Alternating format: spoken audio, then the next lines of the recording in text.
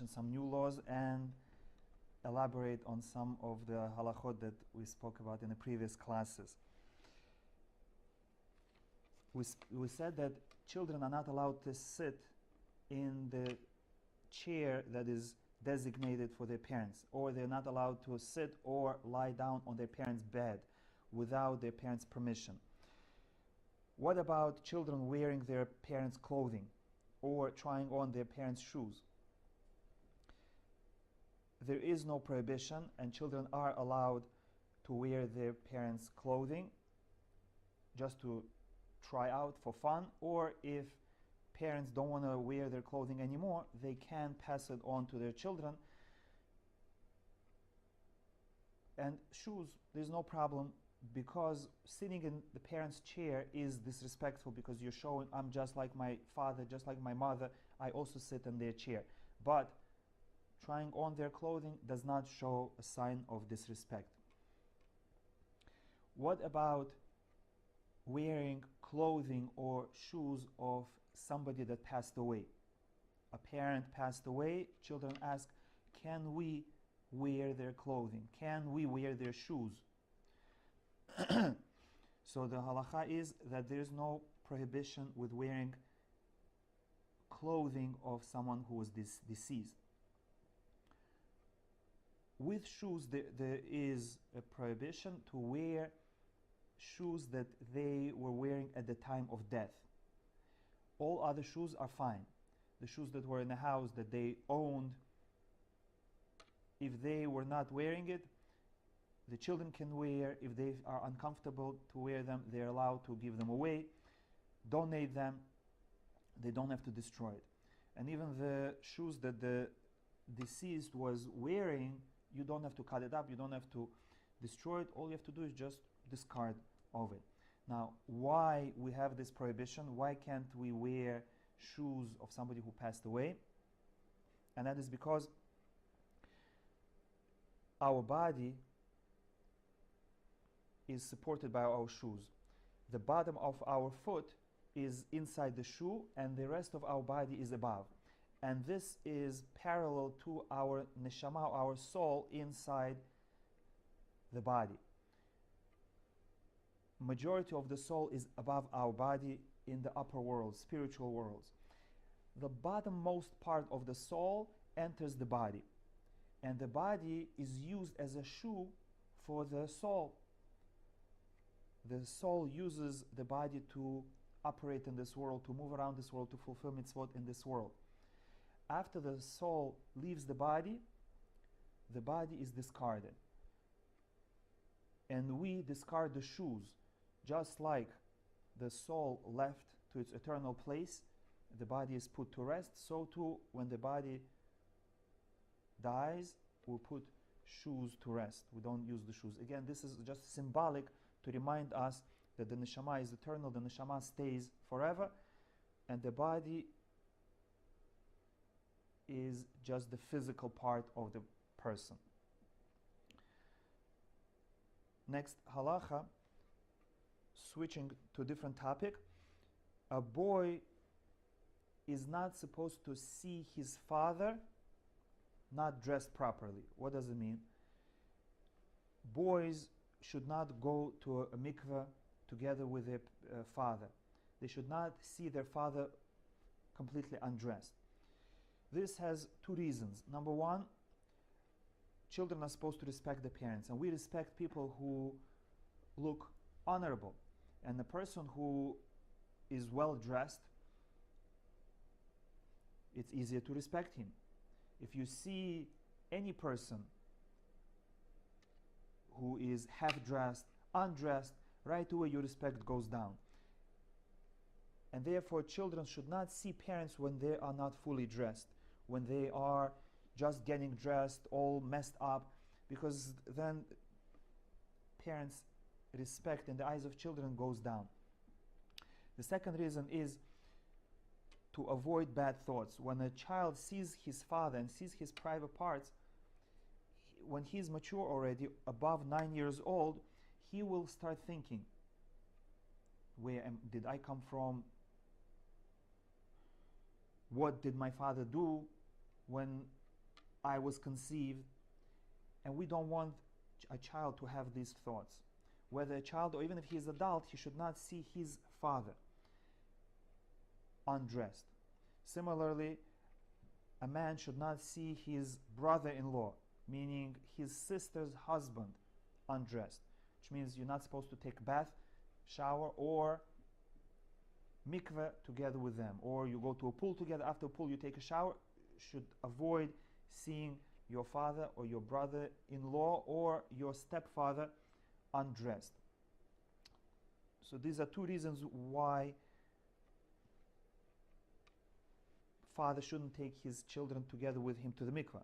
Friday night you go to mikveh, you want to take your children, either bring them in, help them to go to mikveh, and after they leave, then the father dips, or the father goes in, dips, gets dressed, and then the children come in and the father helps them. What happens if a father needs his son's help to take a shower, take a bath? He's so old he cannot wash himself. So if possible, the son should hire someone else to take care of the father. If he cannot, no one else is available, the son is allowed to take care of the father.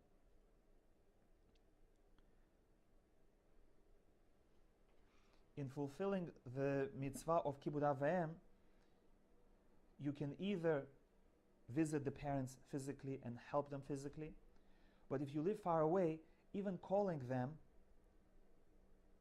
is enough. Even calling them for a moment and saying, "How are you? Shalom Aleichem," you fulfill the mitzvah of honoring your parents, showing them concern, showing them your love, that you're thinking about them. If a child is traveling and the parents ask him, "Please, we're worried about you. When you arrive safely at your destination, let us know that you arrived safely." The child is obligated to call and let his parents know, whether by phone or text, that the parents should not worry. And by calling the parents to let them know how you came to your home, you fulfill the mitzvah of Kibud Av V'em.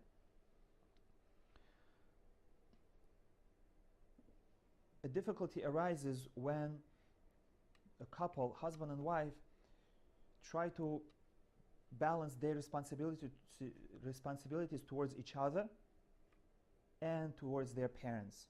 Wife needs the husband, the children need their father. At the same time, his parents need him. What should he do? Wife's parents need her, but at the same time her children need her and her husband needs her. What should they do? So the halacha is that when a woman gets married, she leaves her family and she now joins her husband's family.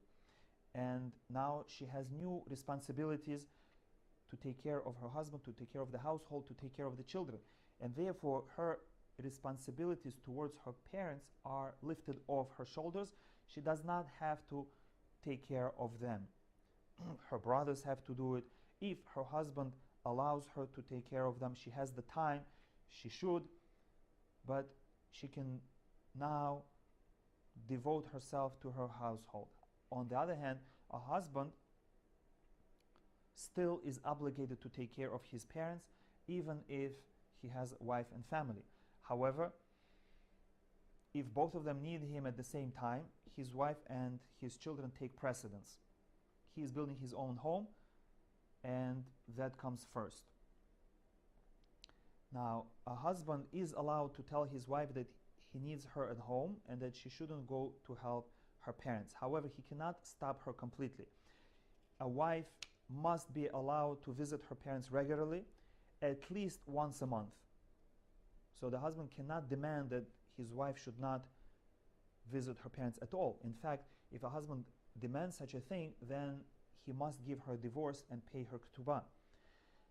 And therefore, he can limit it if he truly needs her at home and the children need her, but he must allow her to visit them at least once a month and every holiday, before or during holiday if possible.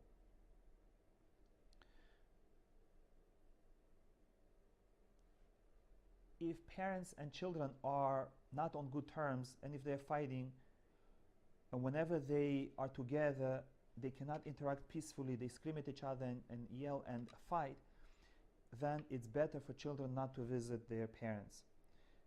Because even though they have responsibility to honor their parents and to take care of their needs, but at the same time they have a prohibition, a negative commandment, not to hurt their parents, not to embarrass them, not to hit them, and not to curse them, which are much more severe than the positive commandment of honoring your parents. And therefore, if by honoring your parents you will transgress and hurt your parents and call them names and scream at them, it's not worth it. It's better to be peaceful but far away than to be close and fighting. What if parents are evil? If they're sinners, if they have bad character?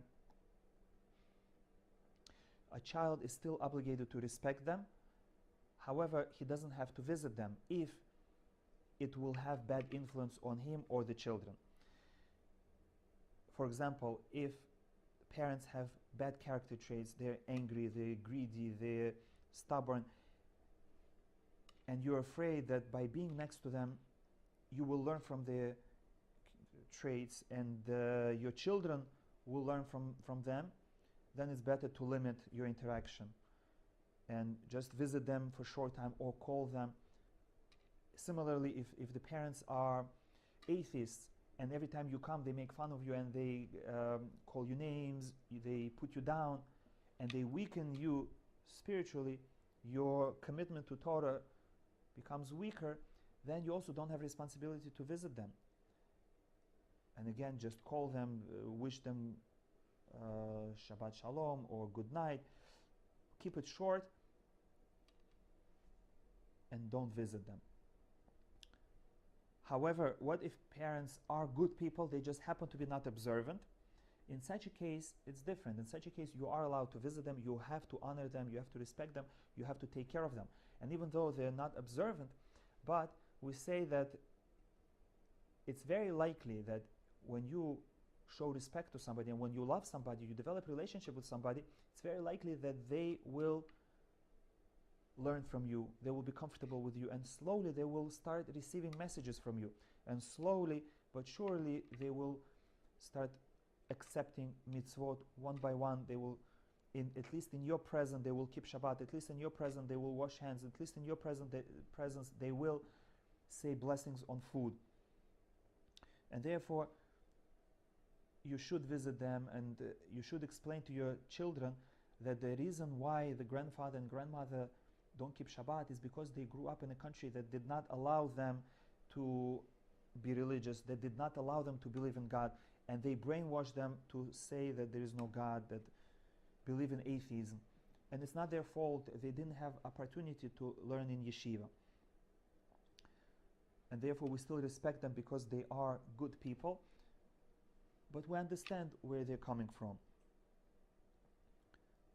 Additionally, as long as there is a possibility that the parent is thinking of doing teshuvah, you have to respect them, because maybe at that moment they did teshuvah. So as long as a parent is not actively against Torah, they just happen to be not observant, you never know at what point they will get a thought that maybe there is God, maybe we should keep mitzvot. And therefore you can never disrespect them. And you should not distance from them, because your closeness and your respect will actually help them to come to the point that they will take seriously the thought of God and Torah.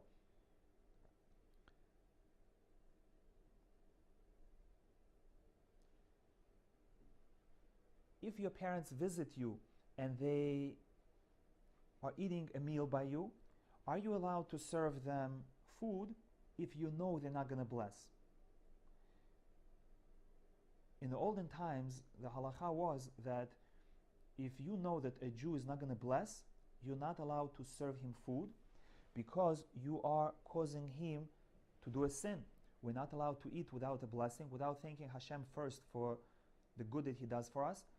And if you know that he's not going to do it and you're giving him food, it's as if you are causing him not to make a blessing. You're encouraging him not to make a blessing. And therefore, not only you're not allowed to serve him food, you're not even allowed to sell him food. Because you know that the food that you're going to sell him, he's going to misuse. He's going to consume it without blessing the Creator. But that was in the olden times when the Jews knew about Hashem, they knew about Torah, and they chose to go against. They chose to rebel against God, and on purpose they wouldn't bless.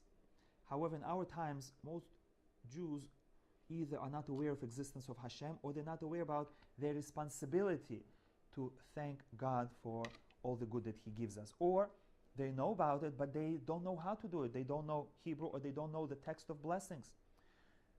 Or they don't know how important it is. So they don't do it on purpose most of the time. And therefore, we are allowed to serve them food. However, first you should try to convince them to wash their hands, to make a blessing on Netilat Yadayim, or if you're not serving bread, to at least make a blessing on food. Or if they refuse to say a blessing, at least convince them that you will sit next to them and you will eat and you will make the blessing, and they should just listen to you, pay attention, and answer amen. If they will be willing to do at least that, that's much better. At the end, if they refuse to say a blessing, to wash their hands, and not even to say amen to your blessing, you're still allowed to give them food, for the same reason as we mentioned before, that through the good connection, through love and through care, eventually they will listen to you, and eventually they will follow these mitzvot. What if you visit your parents' home and they tell you, I have some non-kosher food in the refrigerator. Can you please serve it to me? Can you please warm it up for me? Is a child allowed to serve his parents non-kosher food at their request? Now here, in the laws of putting a stumbling block in front of a blind, Lifnei iver lo titen michshol, we have two categories. One is if a person cannot do a sin without your help. Then if you're helping him, you're actually allowing him to sin. You are encouraging him. You are making it possible for him to sin. And that is more strict. Then you're actually putting a stumbling block in front of the blind. You're actually giving him a sin to do, because he wouldn't do it without you. For example, a minor asks you to buy cigarettes for him at a store. If you don't buy for him, he will not be able to buy it himself. So by going in and buying for him alcohol or cigarettes, you're actually allowing him to do something damaging for his health. What if, on the other hand, a person can do it himself? Your father can get up and get the non-kosher kolbasa for himself from the refrigerator. And you are assisting him, but he will do the Avera anyway. If you say no to him, he's going to do it anyway.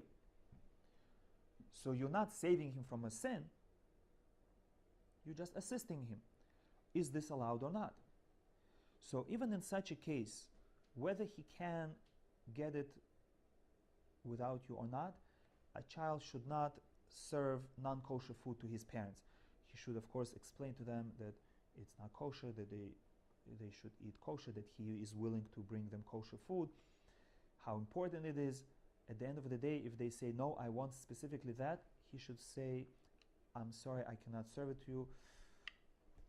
I cannot cause you to do a sin, and I cannot be the cause of you being punished in Gehinnom. I love you, and therefore I don't want to see you suffering.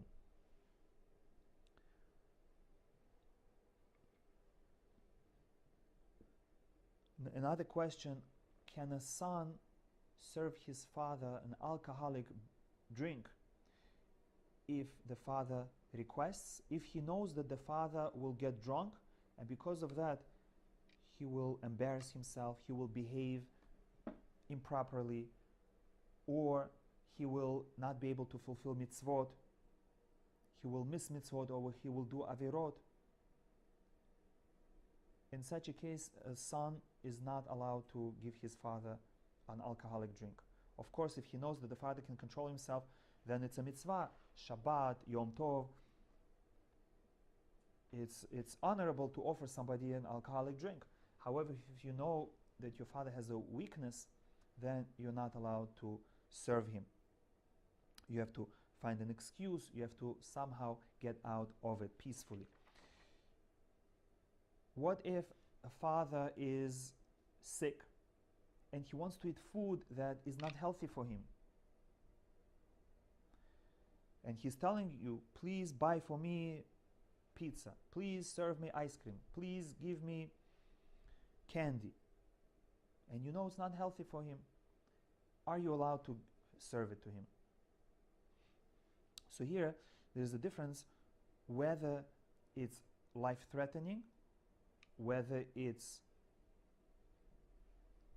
going to cause immediate sickness, or is just overall not healthy. So if it's life-threatening, for sure, a son is not allowed to serve his father food that the doctor said might chas v'shalom cause his death. Not only that, even if the doctor said that if he eats this food, his sickness will get worse.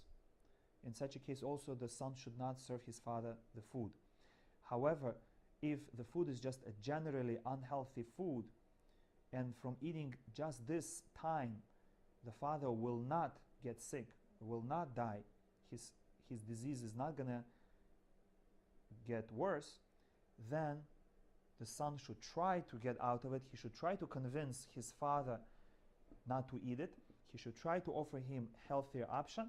But if at the end the father wants, he is allowed to serve not healthy food to his father, because it's not life-threatening and because it's not going to make him sick immediately.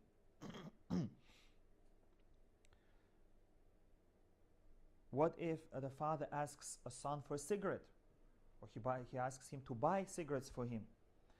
So here also this falls into category something that is generally unhealthy, and the regular person will not die, or his condition will not worsen from just that cigarette, that pack. Of course, a son should speak to his father consistently, and he should show him studies and examples of people who got sick, who got cancer, who died.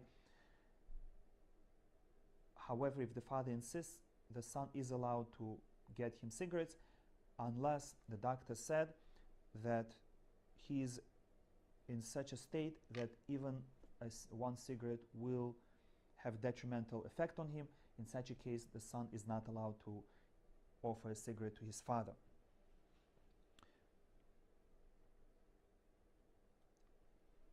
The last question is a child who grew up without a father, whether his father abandoned him or that his parents got divorced, and now the mother remarried. And now he has a stepfather, and his whole life he grew up with his stepfather. And his stepfather paid for all his needs, he took care of him, he taught him everything he knows, and he's gonna continue helping him, and he loves him, and he cares for him. Now the child grew up, and he goes to the synagogue, and they give him aliyah to Torah. And by Torah they ask him, what's your name? Should he give his stepfather's name, because he's the one that serves in the role of the father, or should he give his biological father's name? In such a case, even though his biological father didn't do anything for him from the time of conception, and even though he abandoned him, he will still have to give his biological father's name. Why? Because even though his father did not fulfill his role as a father properly, but such a parent we still have obligation to respect. And not only that, we're not allowed to disrespect him. And here, by not giving the name and by changing the name and saying he's not my father is a better person, the one who took care of me, you are actively disrespecting your father and actively pointing to the fact that you don't recognize him as your father. And because of that, you have to still use your biological father's name. And even though your stepfather may be hurt, you have to explain to him that this is what the law requires of you, that you have to use your biological father's name, but you still love him and respect him, and you appreciate everything that your stepfather did for you. One of my students asked me a question that his father called him on Friday, and he told him, my son, my doctor said that I cannot go to my work, because if I go to work tomorrow, I might have a heart attack and I might die, and therefore I have to stay home and rest. But I cannot leave the business unattended, and therefore you have to go and work. And tomorrow is Shabbat. What should I do? My student asked.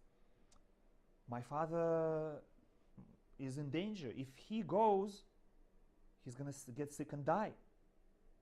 And he threatened me that if I don't go work on Shabbat in his place, he's going to go himself and he's going to die. Should I go and work to save my father's life or not? What's the halacha in such a case? So we say that you have to help somebody who is in need, but you don't have to help somebody who is putting himself into trouble on purpose. If somebody is saying, I'm going to cut myself if you don't give me $10, you don't have to give them $10.